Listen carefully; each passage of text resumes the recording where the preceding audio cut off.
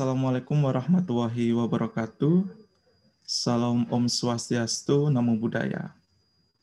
Puji syukur kehadirat Tuhan Yang Maha Esa yang telah melimpahkan rahmat dan karunia-Nya sehingga kita semua dapat berkumpul hari ini dalam Grand Final UNES Law Festival tahun 2020 cabang KTI bagian pidana. Yang terhormat Bapak Ibu Dewan Juri UNES Law Festival tahun 2020, Ibu Dr. Indah Sri Utari SHM selaku Koordinator Program Studi Magister Hukum Universitas Negeri Semarang. Yang kami hormati Ibu Anis Widiawati SHMH. Yang kami hormati pula Bapak Muhammad Azil Maskur SHMH. Dan teman-teman Grand Final UNES Law Festival tahun 2020 KTI Pidana yang terdiri dari 7 peserta dari Universitas Ahmad Dahlan dan Universitas Negeri Semarang. Sebelumnya kami mengucapkan selamat kepada teman-teman semua yang telah sampai kepada tahap pemaparan di Grand Final.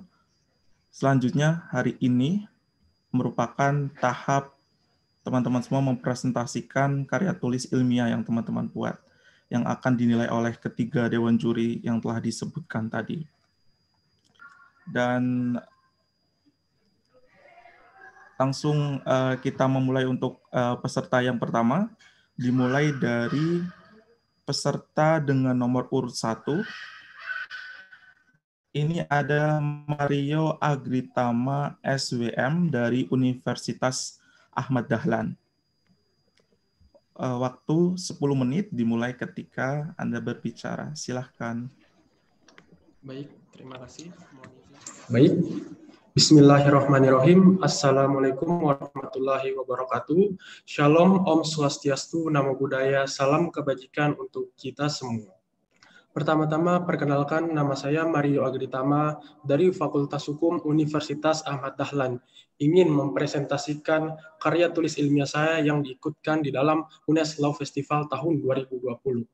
Dewan Juri yang terhormat, izinkan saya untuk memaparkan karya tulis saya dengan judul Pembaharuan Sistem Peradilan Pidana Pemilu guna mewujudkan efektivitas penegakan hukum pidana pada masa pandemi COVID-19. Saya ingin mengawali presentasi saya kali ini dengan suatu adagium Salus Populis Suprema Lex Esto, yang berarti keselamatan rakyat merupakan hukum tertinggi. Hal ini bermakna bahwa dalam setiap penyelenggaraan kenegaraan, termasuk pada penyelenggaraan pemilu dan penegakan hukum pemilu itu sendiri, harus memperhatikan keselamatan rakyat sebagai hukum tertinggi. Kita ketahui bersama-sama bahwasanya pemilihan umum ini merupakan suatu manifestasi dari adanya kedaulatan rakyat sebagaimana yang diatur di dalam pasal 1 ayat 2 Undang-Undang Dasar 1945. Walaupun pemilihan umum ini akan dilaksanakan pada 2024 mendatang, namun dengan melihat presentasi kasus COVID-19 di Indonesia yang selalu meningkat tiap waktunya, bukan tidak mungkin pelaksanaan pemilu nanti akan dilaksanakan dengan masa pandemi COVID-19. Selain itu, kita ketahui pada Desember mendatang, yakni bulan ini, akan dilaksanakan juga suatu momentum pemilihan kepala daerah atau pilkada, yang dimana secara asas, sistem maupun juga penyelenggara itu sama dengan pemilihan umum. Dengan demikian, pembahasan saya kali ini akan mencakup kedua rezim tersebut, dan juga akan memiliki implikasi terhadap kedua-duanya. Penyelenggara pemilu itu sendiri setidaknya ada 3 lembaga yang memiliki peran strategis di dalamnya, di mana yang pertama adalah Komisi Pemilihan Umum, yang kedua adalah Dewan Kehormatan Penyelenggara Pemilu, dan yang ketiga adalah Badan Pengawas Pemilu. Untuk presentasi kali ini, saya ingin fokus terhadap sistem yang berada di dalam penyelenggaraan dalam konteks Bawaslu yang tergabung dalam Sentra Gakumdu, terkhusus pada peradilan pidana pemilunya. Apabila penyelenggaraan pemilu ataupun pilkada nantinya dilaksanakan pada masa pandemi ini, saya memiliki 3 catatan yang dimana itu dapat mencuat sebagai suatu masalah. Yang pertama adalah turunnya partisipasi masyarakat dalam melaporkan dugaan tindak pidana pemilu. Yang kedua, adanya potensi daluarsa kasus. Dan yang ketiga, adanya rantai birokrasi penegakan hukum pidana pemilu yang cukup berbelit-belit. Saya ingin mulai dari turunnya partisipasi masyarakat dalam melaporkan kasus dugaan tindak pidana pemilu. Hal ini berangkat dari ketentuan pasal 476 ayat 3 Undang-Undang Pemilu, bahwa laporan dugaan tindak pidana pemilu harus disampaikan secara tertulis. Hal ini tentu menjadi suatu a contrario dengan ketentuan yang di dalam pandemi COVID-19 ini, yang dimana untuk meminimalisirkan pertemuan dengan berbagai orang atau berbagai pihak. Sehingga dengan adanya laporan secara tertulis ini, tentu dapat menjadi suatu problem bagi masyarakat apakah ingin mengutamakan keselamatannya sendiri atau mengutamakan penegakan hukum pidana pemilu. Berikutnya mengenai potensi daluarsa kasus. Ini berangkat dari ketentuan pasal 454 ayat 6 Undang-Undang Pemilu, yang dimana maksimal pelaporan kasus dugaan tindak pidana pemilu itu maksimal 7 hari. Hal ini kembali menjadi suatu yang bertentangan dengan kehati-hatian di dalam masa pandemi COVID-19 ini, ditambah adanya suatu kompleksitas di dalam hukum pemilu, sehingga di dalam penemuan kasus tersebut harus dilakukan secara lebih cermat dan teliti serta hati-hati. Berikutnya mengenai sistem peradilan pidana pemilu yang ada pada saat ini, terdapat 3 lembaga di sini, yakni adalah Bawaslu, Kepolisian, dan juga Kejaksaan. Di mana Bawaslu sendiri memiliki peran pada menerima laporan dan temuan tindak pidana pemilu hingga nanti berakhir pada rapat pleno yang direkomendasikan kepada tingkatan kepolisian untuk melakukan penyelidikan. Pada tingkatan kepolisian nanti akan dilakukan lagi pembahasan dan juga nanti akan diberikan kepada jaksa penuntut umum untuk dilakukan yang namanya persidangan. Setidaknya kita bisa melihat dalam kompleksitas ini terdapat suatu rantai birokrasi yang cukup panjang yang melibatkan ketiga lembaga tersebut. Dapat kita lihat dari penyelenggaraan pemilu dari tahun 2009, 2014, serta 2019. Pada 2009, terdapat 1.600 kasus rekomendasi dari Bawaslu yang diteruskan kepada kepolisian. Sedangkan di tingkatan kepolisian hanya melanjutkan 405 kasus. Kita bisa melihat bagaimana perbandingan antara keduanya yang cukup kontras. Berikutnya pada tahun 2014, laporan yang ditemukan 300 laporan dugaan tindak pidana pemilu, dan yang dieksekusi oleh Bawaslu sebanyak 24 kasus. Dan di tingkatan kepolisian itu tidak ada kelanjutan sama sekali. Lebih lanjut, berdasarkan data yang dihimpun oleh Indonesian Legal Roundtable, 348 kasus pidana ditemukan pada pemilu 2019. Hal ini sangat meningkat drastis pada tahun 2014 yang hanya 24 kasus. Sehingga berdasarkan pemaparan tersebut, saya ingin melakukan yang namanya pembaharuan di dalam sistem peradilan pidana pemilu pada masa pandemi ini dan juga bisa berlaku pada masa setelah pandemi. Yakni yang pertama adalah dengan mendesain suatu pelaporan tindak pidana pemilu dengan melalui sistem elektronik Jaga Pemilu. Ini terinspirasi dari adanya suatu sistem aplikasi yang dikemukakan oleh Komisi Pemberantasan Korupsi dalam ranah pandemi COVID-19 ini dengan Jaga Bansos. Nantinya dengan aplikasi Jaga Pemilu ini, masyarakat dapat melaporkan dugaan tindak pidana pemilu secara online tanpa harus berdatangan ke kantor Bawaslu yang dilakukan secara tertulis. Dan yang berikutnya, diperlukan adanya suatu penambahan daluarsa pelaporan.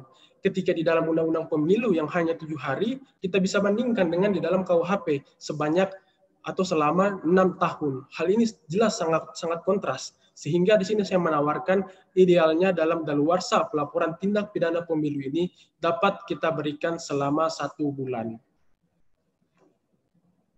Dan yang terakhir, saya ingin memberikan penguatan terhadap kelembagaan Bawaslu itu sendiri, di mana Bawaslu nantinya yang dalam hal ini bisa untuk melakukan penyelidikan, penyidikan, dan penuntutan. Hal ini tentu berdampak pada kelembagaan Bawaslu itu sendiri, sehingga tidak lagi menjadi badan pengawas pemilu, namun nantinya akan menjadi penegak hukum pemilu.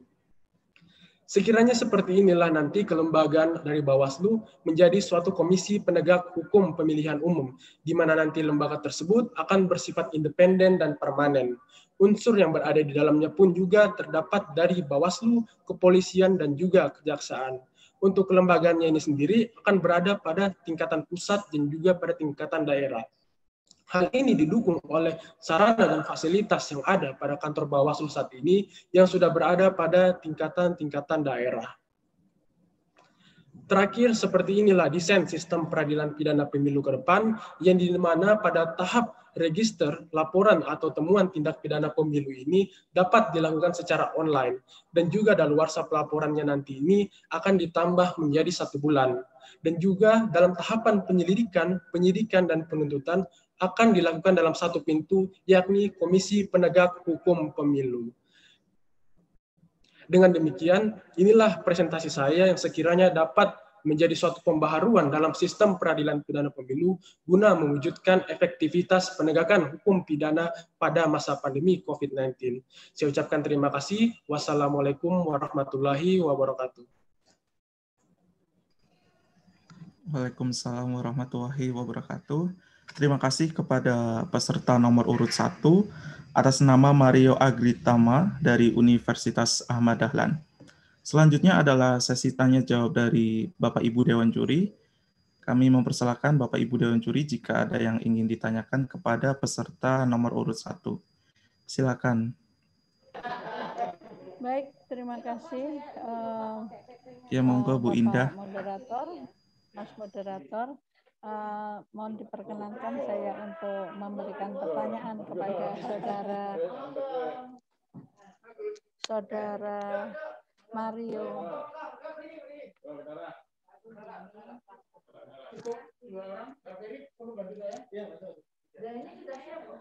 Begini Mas Mario, ide dasarnya dalam karya tulis saudara bagus,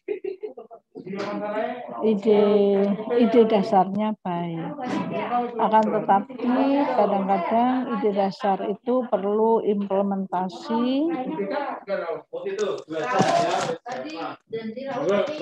Mohon maaf, tadi belum dengar ya. Saya lupa. Begini Mas Mario, ide dasar dari karya tulis Mas Mario itu bagus, tetapi ide dasar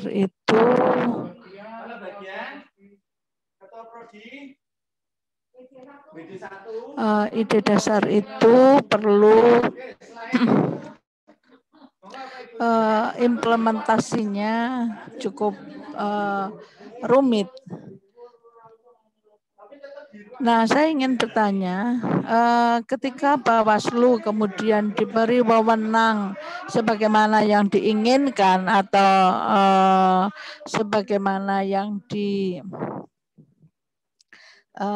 diinisiasi oleh Mas Mario,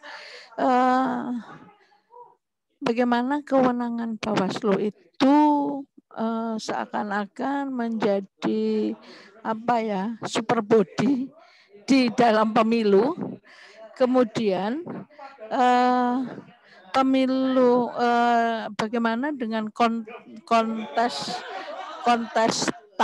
para kontestan, kewenangan Bawaslu dengan para kontestan akan menjadi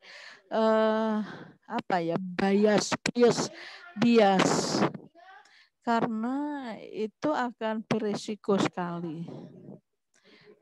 Bagaimana jawaban saudara?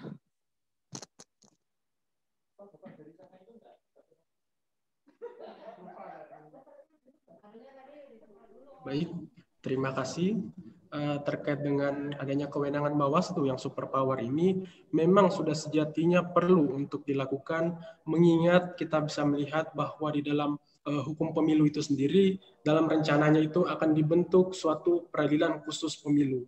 Nah, ketika kita melihat adanya suatu peradilan khusus pemilu, ini mengindikasikan bahwa persoalan penegakan hukum pemilu ini merupakan persoalan yang cukup kompleks dan perlu untuk dilakukan kehati-hatian serta independensi secara lebih efektif nantinya, sehingga nantinya kelembagaan dari Bawaslu ini akan sangat mendukung sebagai penegak hukum pemilu, karena pada saat ini kelembagaan dari Bawaslu itu hanya layaknya seperti pengantar pos surat kepada pihak kepolisian dalam konteks tindak pidana pemilu. Mengenai resiko yang dapat ditimbulkan dari adanya kewenangan Bawaslu tersebut yang sangat superpower, ini merupakan kembali lagi bahwa dalam konsep hukum pidana ini harus ditemukan berbagai kebenaran-kebenaran materialnya, sehingga kewenangan Bawaslu ini akan lebih mempermudah dan lebih menyederhanakan dalam penemuan kasus-kasus tersebut. Terima kasih.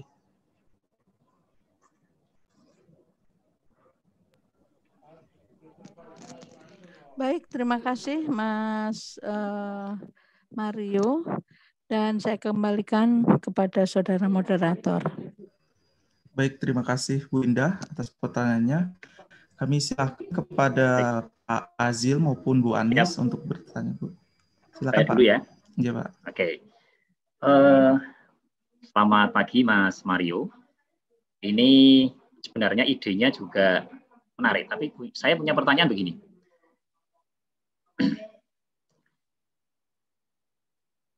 Saudara, ini masih terkait dengan karya ilmiah saudara. Jadi secara substantif, itu kalau saya lihat saudara berarti sangat setuju ya ketika ada suatu persoalan pemilu diselesaikan dengan pendekatan hukum pidana. Setuju apa tidak? Terus kalau lihat karya tulisnya setuju. Lah kalau begitu alasannya apa? Kenapa setuju? Nanti nyambung pertanyaan kedua.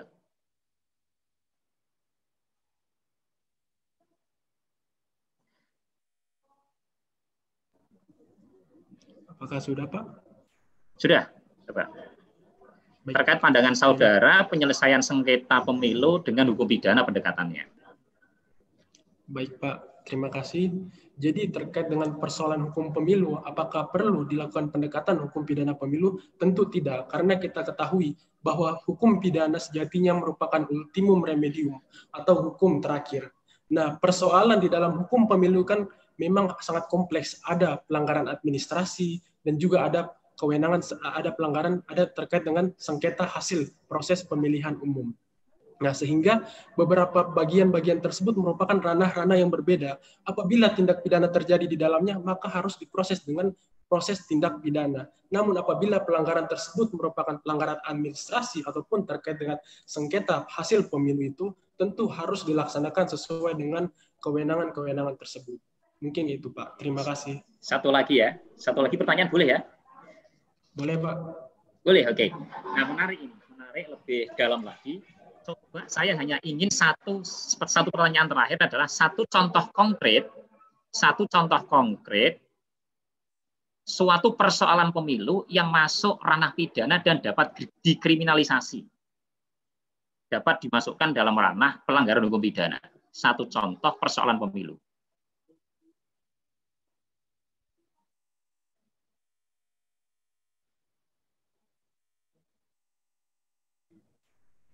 Baik, Pak. Terima kasih. Saya ingin mencoba menjawab terkait dengan salah satu contoh suatu persoalan pidana pemilu, yakni misalnya terkait dengan pelanggaran terhadap money politik, itu salah satu contoh pelanggaran terhadap tindak pidana pemilu. Selain itu, dengan adanya mencoba untuk menggagalkan suatu pemungutan suara, itu merupakan salah satu tindak pidana yang cukup berat, hukumannya sebanyak atau selama 5 tahun. Nah, mungkin itu salah satu beberapa contoh persoalan-persoalan di dalam tindak pidana pemilu, yang dimana memang harus ditegakkan secara lebih efektif lagi ke depannya. Oke, terima kasih. Sudah, itu saja. Terima kasih, Mas Mario. Terima kasih, Pak. Baik, terima kasih Pak Azil atas pertanyaannya. Kami persilakan kepada Bu Anis, apakah ada pertanyaan untuk peserta nomor urut 1? Ya, terima kasih Mas Rahmat, Bu Indah, Pak Azil, matur nuwun. Dan ini yang kami sayangi nih Mas Mario ya, peserta nomor 1 dan di satu-satunya dari Universitas luar UNES ya Mas. Ya, selamat datang Mas Mario, selamat ya. Jadi yang pertama, oke, secara administrasi karya tulis saudara lengkap saya lihat ya, mulai dari tanda tangan dan sebagainya itu lengkap. Tapi memang ada beberapa sistematika yang berbeda, nanti bisa dicek lagi di panduan ya. Oke, secara substansi ya tadi seperti sudah disampaikan Bu Indah dan Pak Azil, saya setuju memang idenya ini menarik begitu. Menurut saya menarik ya, ide dasarnya menarik. Ada suatu bentuk novelty atau pembaruan yang ingin saudara sampaikan di sini. Nah, pertanyaan dari saya gitu. Jadi ketika saya dari membaca judul dulu ya, seolah-olah kan ini ada sistem peradilan pidana, kemudian ada sistem peradilan pidana pemilu begitu. Yang saat ini kita ketahui gitu kan, yang saya sependek pengetahuan saya gitu kan, sistem peradilan pidana begitu ya. Coba Mas Mario uraikan begitu, apa ya, kalau kita bicara sistem itu kan merupakan satu kesatuan, saling berkoheren, saling berkorelasi begitu ya. Kemudian tidak bertentangan gitu. Nah, ketika saudara mengatakan nanti ingin membuat sistem peradilan pidana pemilu begitu ya. Ini sesungguhnya nanti itu saudara posisikan sebagai bagian dari sistem peradilan pidana begitu, atau mungkin justru ini lebih besar lagi ruang lingkupnya, atau mungkin bagiannya ya, coba saudara sampaikan Mas. Silahkan. Baik, terima kasih Bu.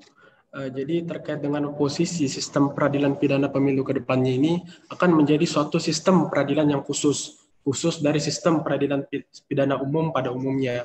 Nah, nantinya ini memang ini sudah sangat dapat untuk segera dilaksanakan, mengingat adanya suatu undang-undang yang memang mengamanatkan untuk dibentuk suatu peradilan khusus pemilu. Nah, ketika sudah diamanatkan suatu peradilan khusus pemilunya itu akan lebih efektif lagi apabila nantinya kita bisa barengi dengan suatu penegakan hukumnya dari tingkatan Bawaslu itu sendiri.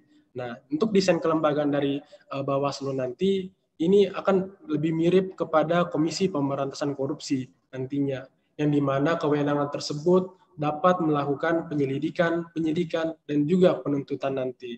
Sehingga dapat lebih sederhana, lebih efisien dalam penegakan hukumnya. Untuk sarana dan fasilitasnya itu sendiri sudah sangat didukung dengan gedung-gedung yang dimiliki oleh Bawaslu pada saat ini, yang dimana ada di tingkatan pusat, ada di tingkatan provinsi, dan juga pada tingkatan kabupaten kota. Sehingga ini akan sangat mendukung untuk segera dilaksanakan reformasi terhadap kelembagaan Bawaslu. Mungkin demikian Ibu. Oke, kemudian tolong saudara sampaikan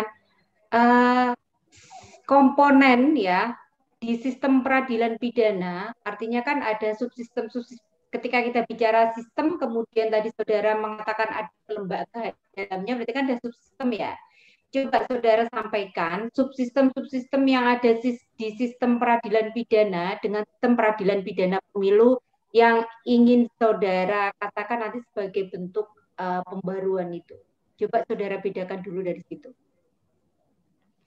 Baik, untuk di subsistem peradilan pidana untuk ada secara umum itu kan ada dari tingkatan kepolisian yang dapat memiliki kewenangan penyelidikan dan juga penyidikan. Lalu nanti akan diberikan berkas tersebut kepada jaksa atau jaksa penuntut umum untuk dilakukan penuntutan dan nanti pada tahapan persidangan. Nah, yang lebih spesifik pada karya tulis saya ini akan lebih memangkas terkait dengan adanya 3 lembaga yang dalam penegakan hukum pidana pemilu, yakni adanya Bawaslu, kepolisian, dan juga jaksa. Nah, ketiga komponen tersebut alangkah lebih baiknya memang untuk kita satukan sehingga lebih sederhana nanti dalam penegakan hukumnya. Mungkin seperti itu, Bu. Ya. Untuk subsistemnya. Ya, menurut saya tadi sistem peradilan pidana yang saudara sampaikan baru berhenti pada kejaksaan ya. Sesungguhnya kan ada sampai ada pengadilan yang mengadili, kemudian ada pelaksanaan pidana. Dan pertanyaan saya untuk yang sistem peradilan pidana pemilu, berarti saudara hanya berhenti pada kejaksaan saja. Karena yang saya baca dan saudara sampaikan ya hanya pada Bawaslu, kemudian penyidikan, penuntutan. Padahal yang saya tangkap kan ketika ada suatu kasus tindak pidana pemilu, kemudian ini nanti ada pengadilan mengadilinya begitu. Ya, bagaimana Mas? Baik Bu, terima kasih. Iya, jadi untuk saat ini memang untuk kelembagaan dari peradilan pemilu itu sendiri sebenarnya belum termanifestasikan dalam satu lembaga yang konkret. Namun secara yuridis itu sudah diamanatkan di dalam undang-undang pemilu. Nah, kenapa saya tidak fokus terhadap yang berada di dalam lingkup peradilan itu? Karena sudah ada fasilitasnya di dalam undang-undang pemilu, yang dimana itu mengamanatkan dibentuknya suatu peradilan pemilu. Nah, nantinya karena saya fokus pada penegakan hukumnya dalam proses penyelidikan hingga penuntutan nanti akan menjadi make sense antara penegakan hukum di dalam konteks Komisi Penegak Hukum nanti dengan sistem di dalam peradilan pidana pemilunya nanti. Mungkin seperti itu, Bu. Oke, jadi berarti ketika saudara ingin membentuk sistem peradilan pidana pemilu itu, gitu ya, apakah ini harus terbentuk ketika sebenarnya tujuan saudara kan hanya ingin ada peradilan khusus tentang tindak pidana pemilu, kan begitu? Tidak, Bu. Untuk peradilan khusus tindak pidana pemilu itu sudah ada, Bu, untuk pada saat ini mengenai amanat dibentuknya peradilan khusus pemilu. Nah, tapi saya ingin fokus dalam tataran untuk dalam hal penerimaan laporan ini hingga pada proses penuntutan nantinya. Seperti itu, Ibu. Oke, terima kasih Mas Mario. Terima kasih, ya. Bu. Monggo Mas Moderator ya. Baik, terima kasih Bu Anis atas pertanyaannya kepada peserta nomor urut 1. Demikian pemaparan presentasi dari peserta nomor urut 1 atas nama Mario Agritama dari Universitas Ahmad Dahlan. Selanjutnya kita lanjutkan kepada peserta nomor urut 2.